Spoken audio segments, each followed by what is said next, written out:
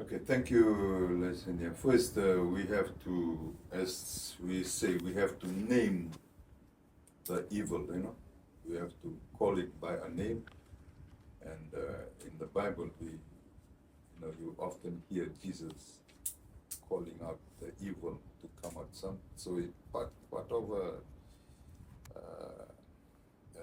you know, exorcism or something is to name the evil.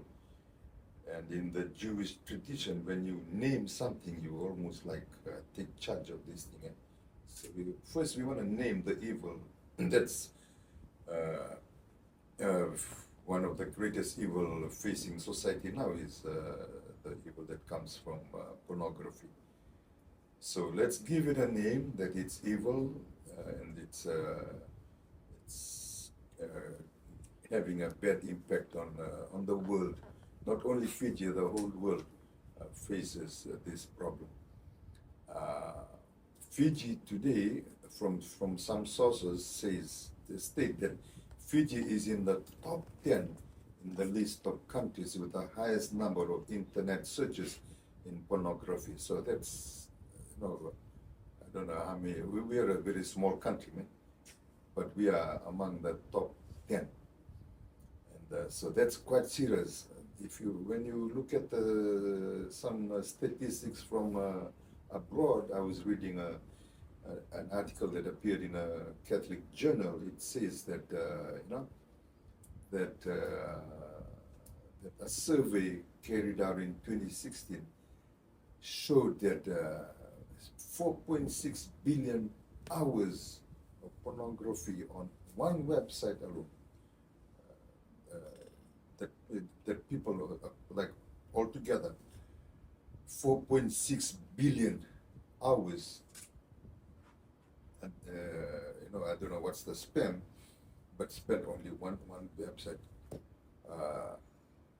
The same survey said that at the age of 11, the average child has been exposed to pornographic images on the internet. So when you connect that with just a normal person growing up, that's the age of adolescence, as human beings, that's the age that we begin to become more aware of our body, our sex, the opposite sex. We become attracted, we have a sexual orientation, attraction, whether to the opposite sex or the same sex. That's all part of this growing up. So it's not alarming that at the age of 11, because at that age of 11, 12, 13, that our sexuality begins to grow. So it's not a surprise that at this age, people begin to watch pornographic images on the internet. The survey said that 93% of boys and 62% of girls will be exposed to pornography on the internet by their adolescents. So 93% boys, that's high, and 62% girls. So the figures show that this is a major problem in the world. Not only in Fiji, in the world.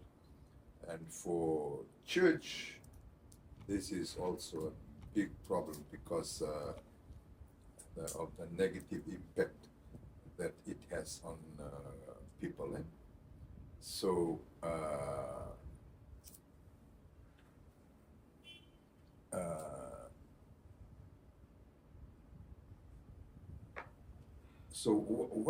how does this thing affect people? The negative impact. You can look at the psychological effects. You can look at the sociological impact. You can also look at the spiritual dimensions, effects of pornography. So I did a little bit of study on neurology and theology, how the two come together. Neurology is how the brain works.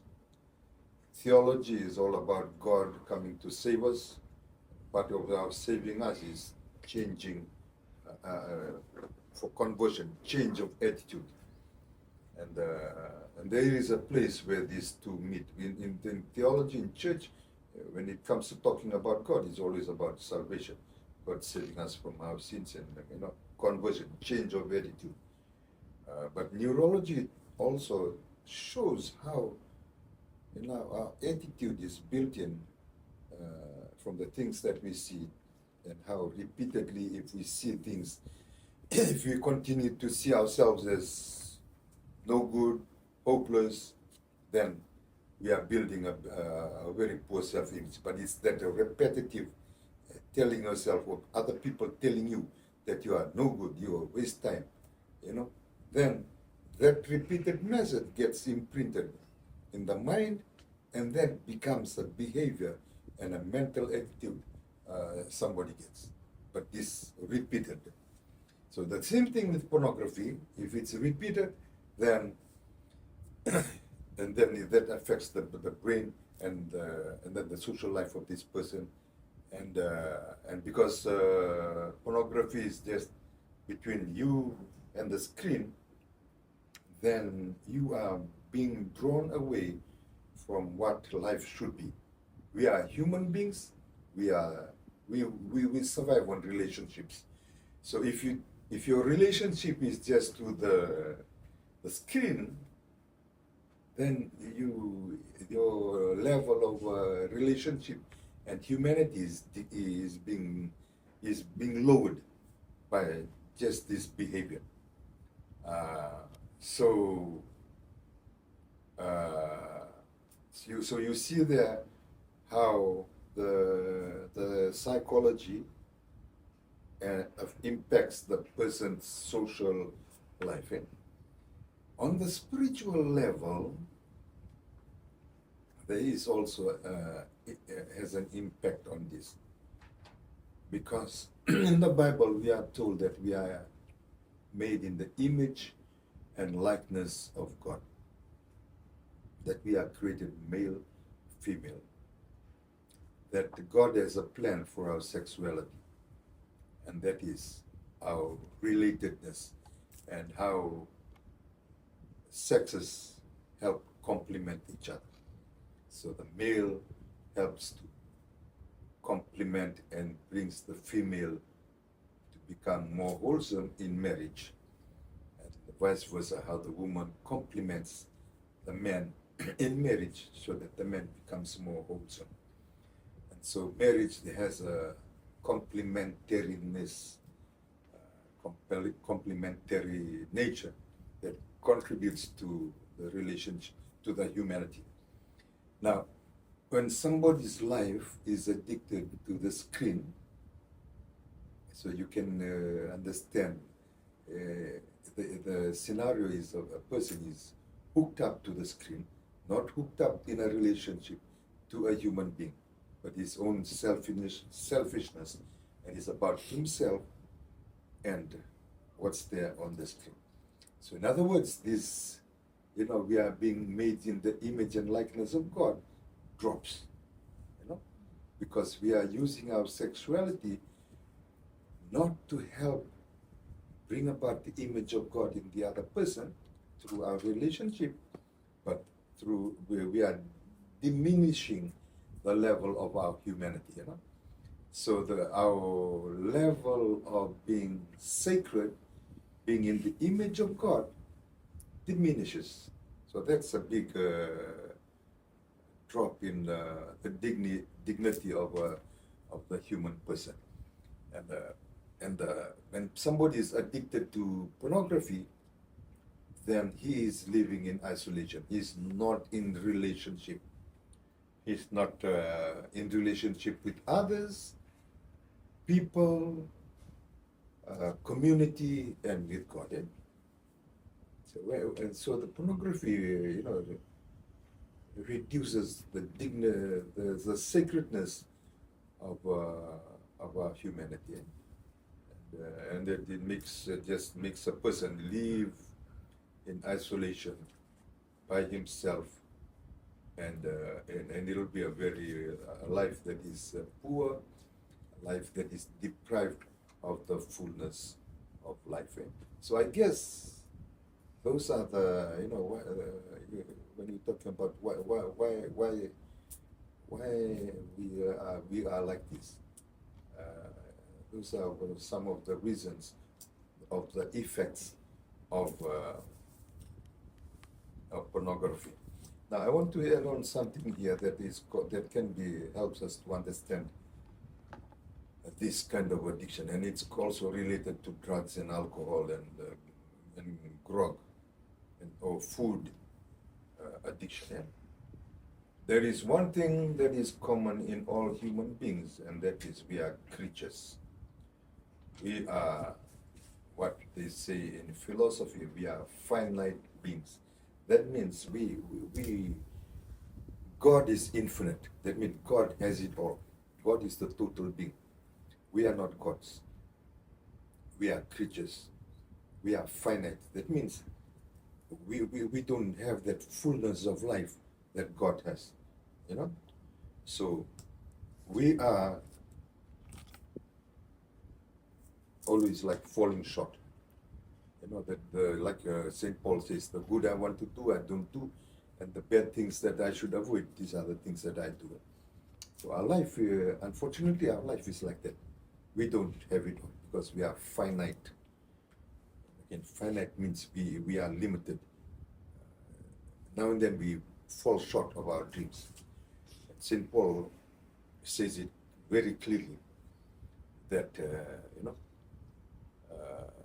the good things I want to do, I fail to do that, and the bad things that I should avoid, these are the things that I do. So he says, my life is like a civil war. Now, all human beings face this. So what is important then is how do we live? How do we manage ourselves in this space of our human existence where we are not in control? We can't even control ourselves. And where we find ourselves weak and vulnerable. Now, some people go to meditation, some people go to prayer to fill this emptiness. Now, some people will think they can get it from drugs, like whether it's drugs, alcohol. In Fiji, grog, yangona is a commonly used as to fill this void, fill this emptiness. And over here too, pornography comes in. So part of this the addiction and the many forms of addiction that includes pornography, alcohol, grog, food, what else? Drugs. Huh? Drugs, yeah. Are all somehow related to this something that is common to human beings. That there are areas of life that we can't make meaning. When we are under stress, we want to find meaning. Normally, if we want to find good meaning, this is where religion, church, prayer comes in, meditation, to give you a deep sense of meaning. Unfortunately, people choose other ways to fill that emptiness. And some of these are like pornography, drugs, alcohol, grog, food, and other forms of addiction. Yeah, so these forms of addiction is somehow is also related to just the human person that we are.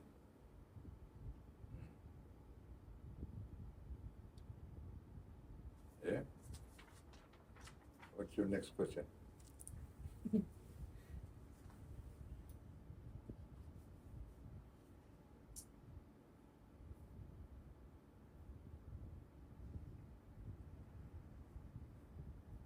What impact do you think easy access to pornography has on Fijian families, especially young people?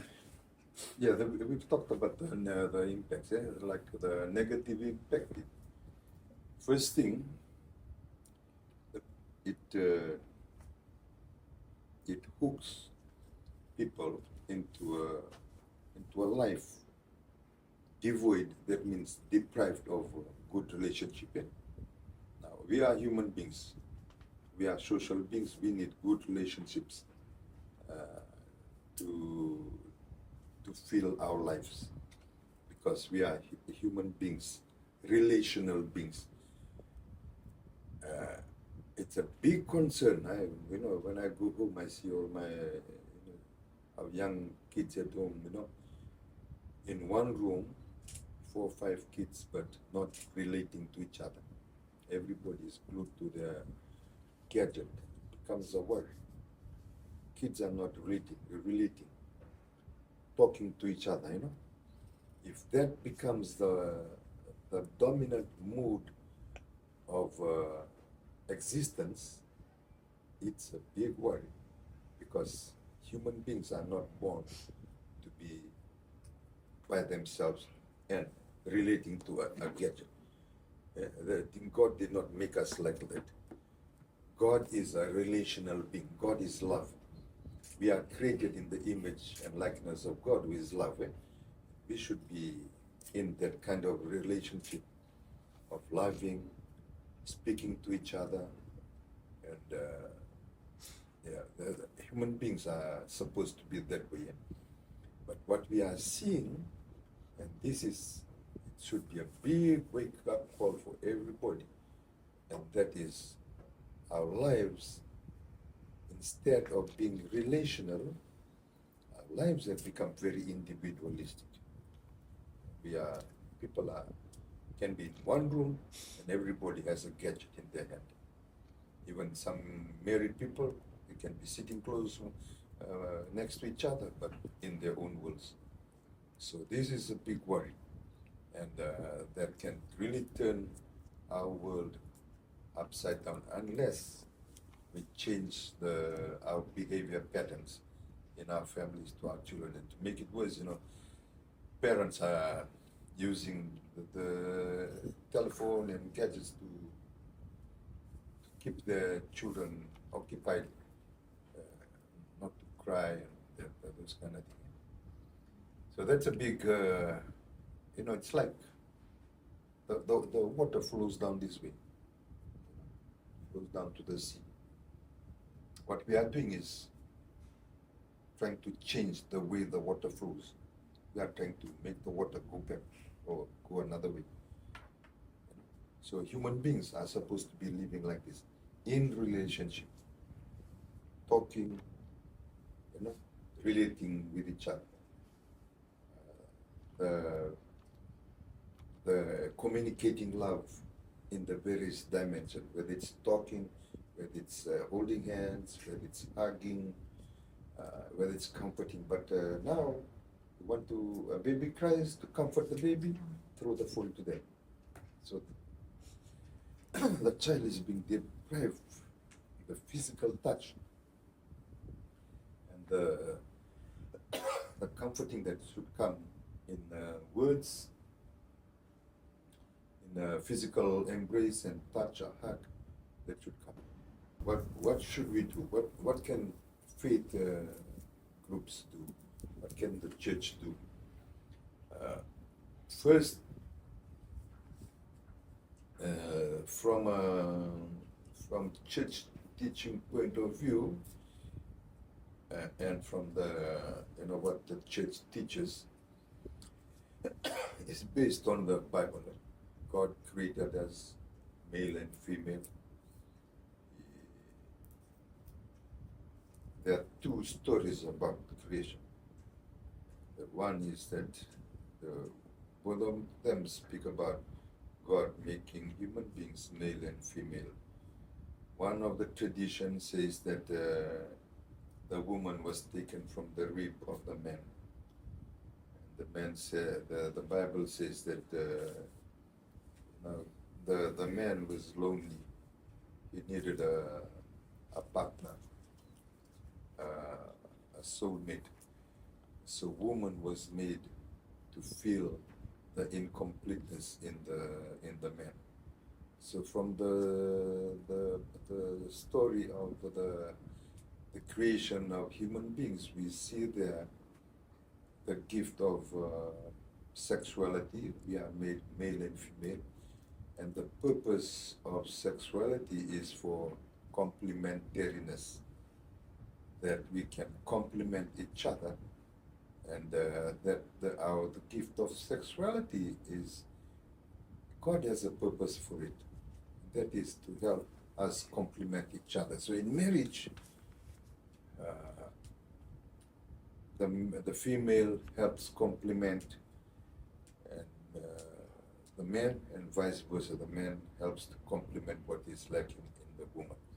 That's why diversity is always what makes a marriage attractive, because they are different, and they are different. The differentness of their lives, the differences, the uniqueness they bring to marriage helps to enrich their lives because they are different. Normally, people who are the same don't get the attraction because they are the same. That's why marriage, that's why they say love is blind. Something is not in me, it's in the other person that's attracting me. So anything that reduces sexuality from that is an abuse of God's gift. Yeah? So if you use our sexuality just to be for my own selfishness, and I'm just using my sexual motivation, watching the pornographic movie and leading to sexual acts that are for selfishness, then it's an abuse of the gift of sexuality, because it's what is missing there is the intimacy, the sexual gifting to each other that normally happens in real life when you are relating to another woman or relating in relationships, and especially in marriage, where that is best symbolized in marriage, the gifting of each other through the gift of sexuality. So catechism, therefore, defines pornography and any selfish sexual act as being sinful, because it's not in accord with God's plan. Now, what do we do as church? How do we care for people?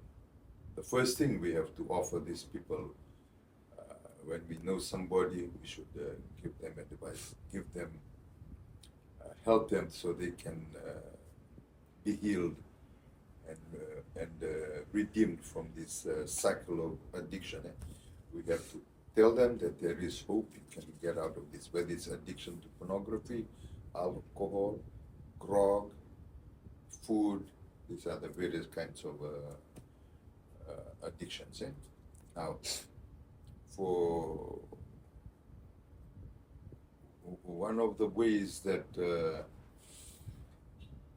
one of the supporting ways that we can do as church, which is happening at a very small scale here in Fiji, is through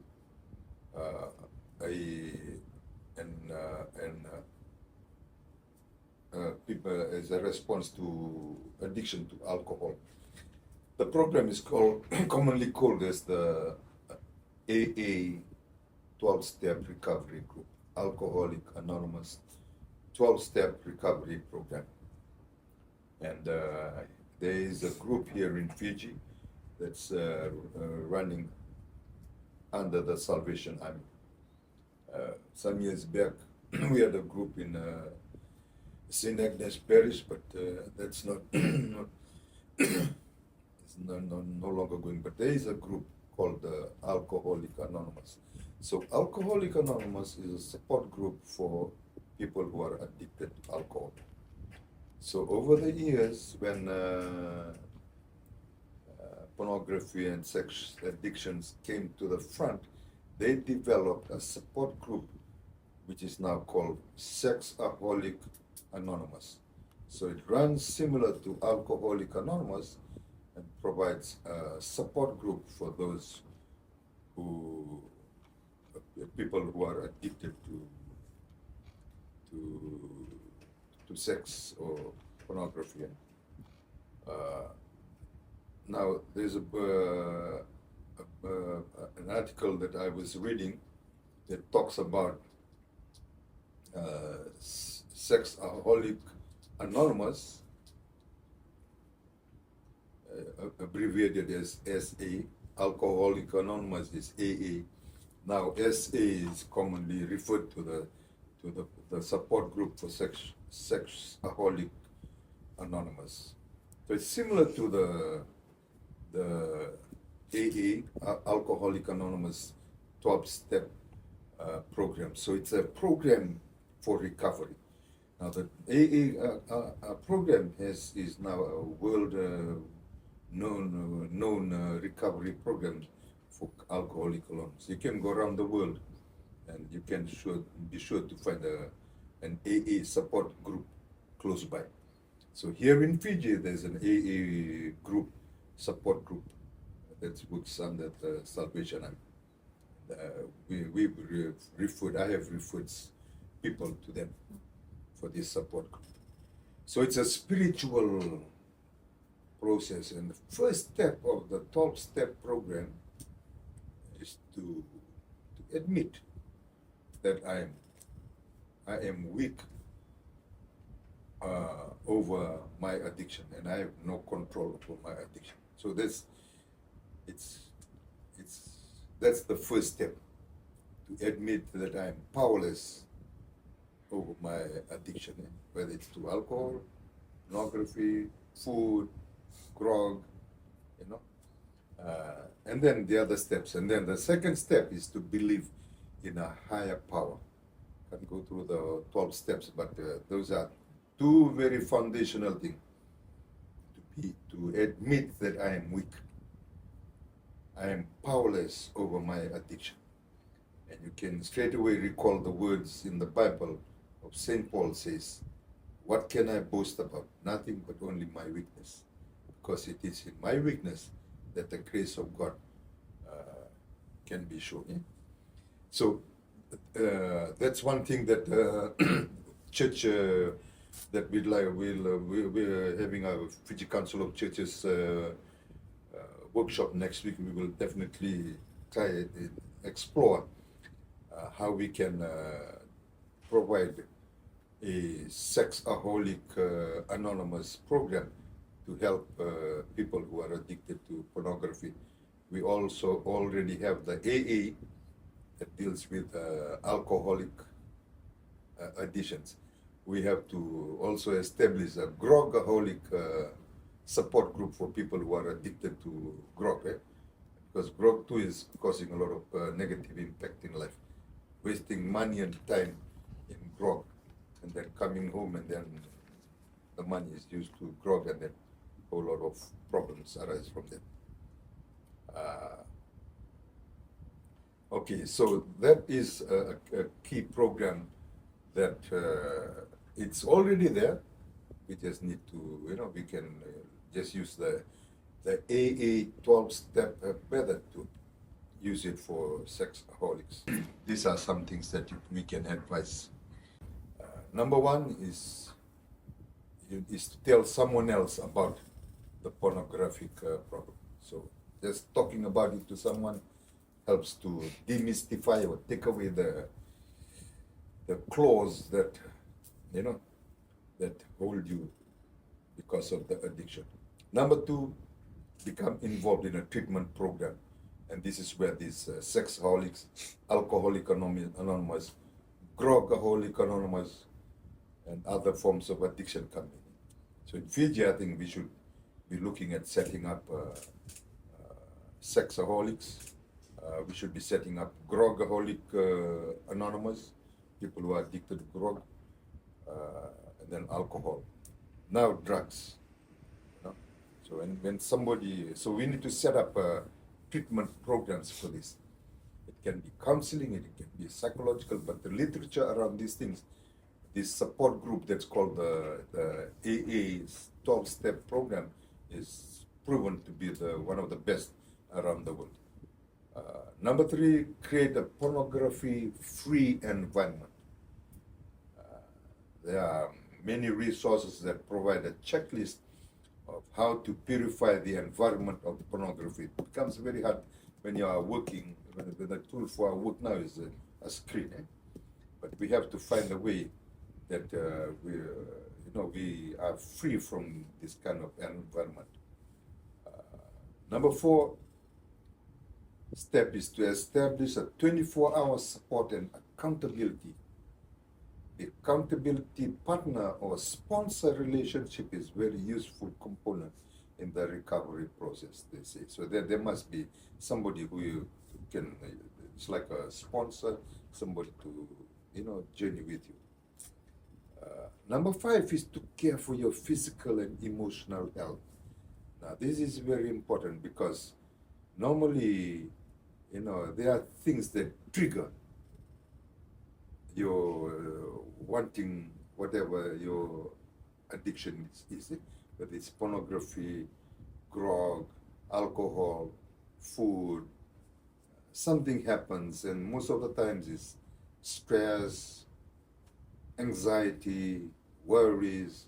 So as much as possible, we should try and avoid being in a stressful, tired situation, because sometimes, as they say, many times this kind of emotional instability triggers off, and you want something to fill in that gap.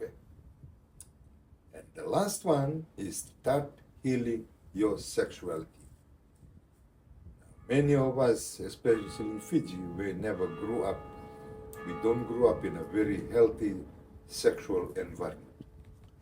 A lot of things told to us that it's taboo, and we don't openly talk about our sexuality, we don't have the right language, and so it's a lot of trial and error. So healing our own sexuality, healing the way we look at ourselves, look at the other person, creating an environment where we can talk about our sexuality in the family is important. And for young people, especially growing up in the late Pope John Paul II wrote a book which is called The Theology of the Body. And it's a very positive language about the gift of our body, the gift of our sexuality. So we have to heal the way we look at our sexuality and look at it as a positive gift from God for something that is good. Unfortunately, because we don't have the right understanding of sexuality, we have abused this gift. It's just like the story in the Bible, in the Garden of Eden, Adam, God told Adam, you can do anything you want in this garden, but don't touch this fruit. But unfortunately, Adam broke that request from God. He abused his freedom and abused the gift of his sexuality. So God said, you will die. Everybody will have to die because we have abused the gift of freedom. God gave us everything. You can, but don't touch this one. Unfortunately, we have touched what we should not touch. That's the consequence of that is all human beings have to die so that we can be born again into something that is better. So those are the 6 steps, and as a final touch to the recovery, especially for Christians, we can go to the Bible. One of the good stories is the woman caught in adultery. the people bring him to Jesus because she committed adultery. And then the practice for the Jews is that she should be put to death by stoning. And, so what did Jesus do? He never said a word, but he wrote something on the ground. And then he told those people, those men, if any of you has not sinned, then be the first one to throw the stone at this woman. So they started to leave one by one because everybody has done something wrong. Every human being is broken too, has committed a sin. Then the woman is left alone. And Jesus does not condemn her, but tells her, go, but don't sin again. So from the Bible we see that God is very patient with us. God allows for second time redemption, or allows for people to make mistakes and to recover from their mistake. He does not condemn. So he allows for healing to take place. And so for us, there are a lot of people, just the other day I bought a phone for a young person,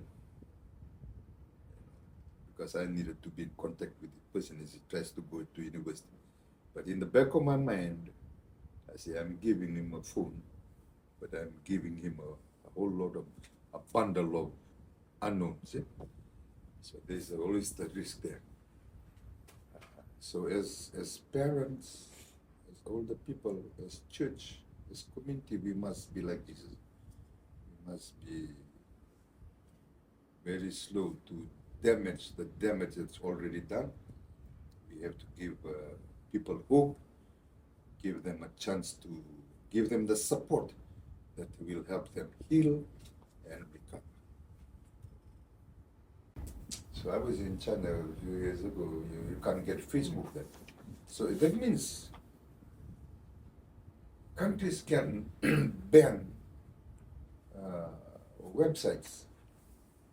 They can do that in China. In China, you can't get Facebook. I don't know what they do. They might have their own Facebook, but they ban Facebook. So definitely, they can ban websites that we don't need. Our government, so the solution is very easy. If they can do that, we have to talk to the cyber security people, But I know for sure in China, because we were going there, and there's a young girl from Australia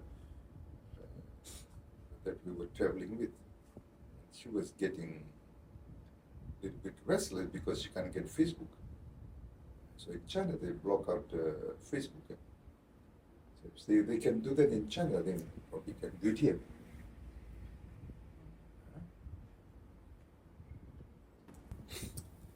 So,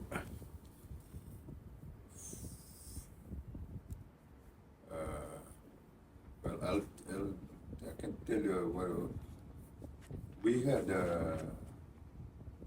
church leaders dialogue on reconciliation to prepare the church, the faith leaders.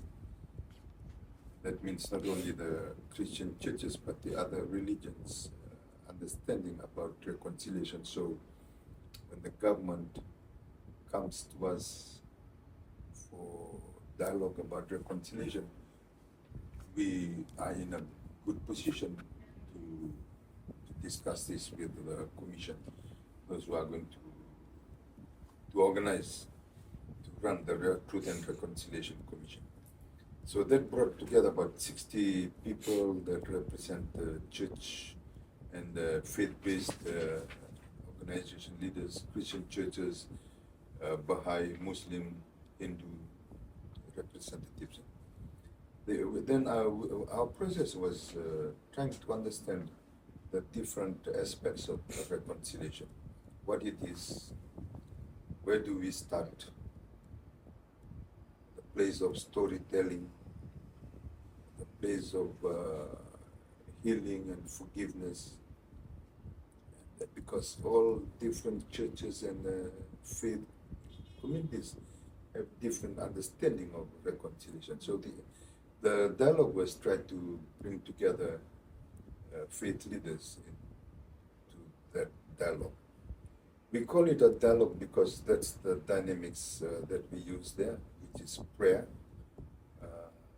and then listening to God's Spirit, and then listening to one another, and then trying to find how God is speaking to us about the different aspects of reconciliation. So our process and dialogue around reconciliation is an effort to bring together people, the different faith communities, to understand this process and to put together the different understandings. So after that, so as I said, prayer and listening to one another is the methodology of how that dialogue was run. And then towards the end, we were able to put together a statement that will be communicated to the commission, Reconciliation Commission, coming week. But the main points that we arrived at is that reconciliation is a gift from God, is something that God gives, because healing, we cannot heal ourselves. We need a higher power to heal us. We need God to heal us. We are human beings. As I said, we are limited. We cannot mend the brokenness in other human beings because we individually are broken ourselves. So we recognize that reconciliation and healing of the human person is a gift from God, because God created human beings. God knows how to heal human beings. We did not create ourselves. So the first thing we acknowledged, that agreed on, that reconciliation has a divine method. It's a gift from God. The second point that we agreed on, and that is the starting point. Where do we start when we talk about reconciliation? Our final document on that came out of that is we identified that God begins with the victims of oppression or suffering or torture or any kind of this kind of thing. So God always takes the side of the victim, begins with the victim to restore the dignity of the victim. In the Bible, we always see God always siding with Israel. Israel was slaves. They were under oppression from Pharaoh in Egypt. Jesus took his place among the victims of society. So God takes the victims as the starting point. So when we talk about reconciliation, we should begin from the victims, not with the perpetrators. Right now, there's a lot of reconciliation that begins with the military. Brahmuba is going to take the lead. But where do we start? Where does God start? We want to listen to the stories of the victims, because the victims will tell us what the perpetrators might not tell us, and the lies that lie hidden in what they say. So the victim is the place to start. How do we start? The first, we agreed that storytelling or truth-telling is an important part of reconciliation. The truth must be told. The victims must be given space to tell their story, what happened, and what happened to them, what they went through. who did what, give names to the actors, or the perpetrators. And then through storytelling, healing can slowly come in. And once a person is able to tell his story, slowly healing can take place. The past is not forgotten, it is still there, but a person is able to live with the past in a new way when truth-telling and storytelling takes place. And then when truth-telling takes place, then forgiveness can begin to come in. So to some point, the victim can then say, I have forgiven the people that did this to me. But so what has happened is that person who was the victim has regained his humanity. So when somebody is traumatized, is lost, his life is broken into pieces, he's lost his dignity as a human person. When the person is healed, then as a person regains his dignity, that person can be able to say, okay, I don't want to be like those people. They did this to me. I can lower my dignity to them because I've recovered my dignity. I can now forgive them what they did to me. But in Africa, there's a saying commonly said amongst the victims of books written around this. They will say, I want to forgive, but I want to know who to forgive. That means truth must be told, names of people must be known in order for forgiveness to take place. I can't just be giving a blank forgiveness. Okay, I forgive them. Who?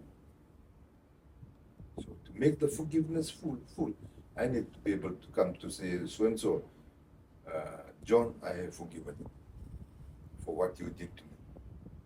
And then you see a lot of movies in Africa, how, victims are able to move away from taking revenge because they have regained that humanity. They are healed. Nelson Mandela was like that. When he came out of prison, he did not want to go and fight again. He said to his wife, Winnie Mandela, I have forgiven these people. I can't go on fighting again. I have forgiven them. So he has gone through healing. He's able to forgive him. So when forgiveness takes place, then there is reconciliation. So reconciliation is like the fruit of a number of steps that must come first, then reconciliation takes place. In fact, reconciliation is the fruit that's born out of when people are ready to forgive. But to forgive, as they say in Africa, I must know. I must know who to forgive, so that my forgiveness is real. So those are the main points. Or the other thing too is that that reconciliation is not something that you can.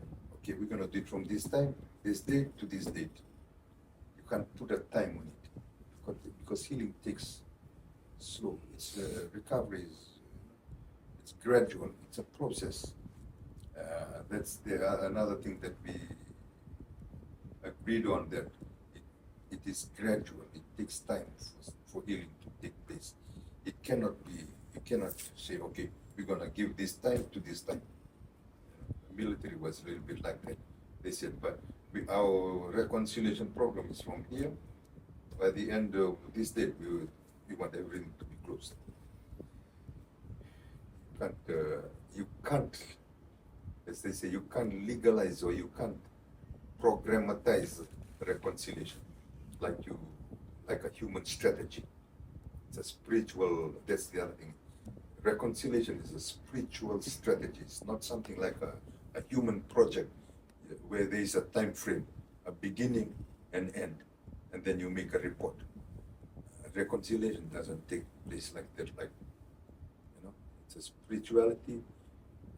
God has to be working there. It has to allow for grace to slowly move in